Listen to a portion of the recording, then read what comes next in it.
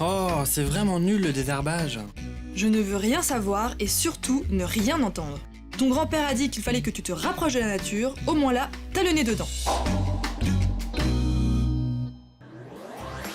Les mauvaises herbes de votre jardin vous excèdent. Apprenez à les regarder différemment et peut-être à tomber sous le charme. Si elles deviennent trop envahissantes, des méthodes naturelles existent pour les enlever en évitant l'usage de désherbants chimiques. Pour désherber, le plus simple, c'est de faire d'abord à la main. Il y a des tas de plantes qu'on peut très facilement arracher en tirant dessus. Sinon, des méthodes mécaniques existent qui font intervenir des outils. Ça peut être simplement un vieux couteau de cuisine ou une gouge à asperges dont on a bien aiguisé l'extrémité pour bien couper la racine.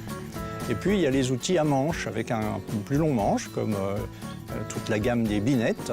Autre méthode, celle du paillage que l'on dispose au pied des plantations sur le sol pour empêcher la germination des herbes. Les jardiniers le pratiquent souvent, soit en réutilisant des produits de leur broyage de taille de branchage, par exemple, soit en achetant du paillage dans le commerce, de préférence issu de l'agriculture locale. Ça sera plus écologique que d'aller chercher quelque chose qui vient de très loin.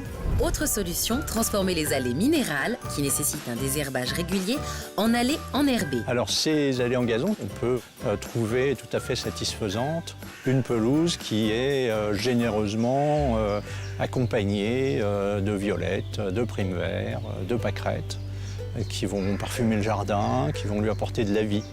Pour éviter la prolifération des mauvaises herbes, il existe plusieurs techniques de désherbage. Il est aussi recommandé de pratiquer le paillage.